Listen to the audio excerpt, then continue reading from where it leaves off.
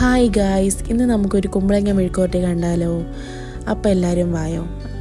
കുമ്പളങ്ങ കൊണ്ട് എങ്ങനെ മെഴുക്കുവരട്ടി വയ്ക്കുന്നതെന്ന് കാണാമേ. പാത്തുക്കുട്ടി ഒരു ദിവസം വീട്ടിലൊക്കെ പോയിട്ട് വന്നപ്പോഴത്തേനും ഉമ്മാക്ക് ജ്യൂസ് അടിച്ച് കുടിക്കാമെന്ന് പറഞ്ഞുകൊണ്ട് കുമ്പളങ്ങ കൊണ്ടുവന്നിട്ടുണ്ടായിരുന്നേ. അങ്ങനെ ഞങ്ങൾ പകുതി എടുത്തിട്ടാണ് ഒരു ദിവസം ജ്യൂസ് അടിച്ച് കുടിച്ചത്. എന്നിട്ട് ഞങ്ങൾ അത് പകുതി മെഴുക്കുവരട്ടി വയ്ക്കാമെന്ന് പറഞ്ഞ് വെച്ചിട്ടുണ്ടായിരുന്നേ. അങ്ങനെ മെഴുക്കുവരട്ടിക്ക് വേണ്ടി അരിയുക കേട്ടോ. ഇങ്ങനെയാണ് മെഴുക്കുവരട്ടിക്കൊക്കെ വേണ്ടി അരിയുന്നത്. അങ്ങനെ അരിഞ്ഞ് കഴിഞ്ഞിട്ട് നമുക്ക് കുറച്ച് ഉപ്പൊക്കെ ഇട്ടൊന്ന് ഞെവിടി വെക്കാമേ. അങ്ങനെ ഉപ്പൊക്കെ ഇട്ട് ഞെവിടി വെച്ചിട്ടുണ്ട്. അത് കഴിഞ്ഞ് കുറച്ച് തേങ്ങയും കൂടി ഇട്ട് ഞെവിടുന്നുണ്ട്. അങ്ങനെ തേങ്ങയും ഉപ്പും കൂടി ഇട്ട് നല്ലതുപോലെ ഒന്ന് മിക്സ് ആക്കിയിട്ട് നമുക്കൊരു ചട്ടീനകത്തോട്ട് അത് വെച്ചൊന്ന് വേവിക്കാമേ. അങ്ങനെ വേവിച്ചൊക്കെ കഴിഞ്ഞതിന് ശേഷം അതൊന്നും കൂടി ഒന്ന് ഇളക്കിയിട്ട് നമുക്ക് കുറച്ച് പച്ച വെളിച്ചെണ്ണയും കൂടി ഒഴിച്ചു കൊടുക്കാമേ. അങ്ങനെ അതും കൂടി കഴിഞ്ഞതിന് ശേഷം നമ്മുടെ കുമ്പളങ്ങ മെഴുക്കുവരട്ടി റെഡി ആയിട്ടുണ്ട്. സിമ്പിളായിട്ടോ, എല്ലാവരും ഒന്ന് ട്രൈ ചെയ്ത് നോക്കണേ.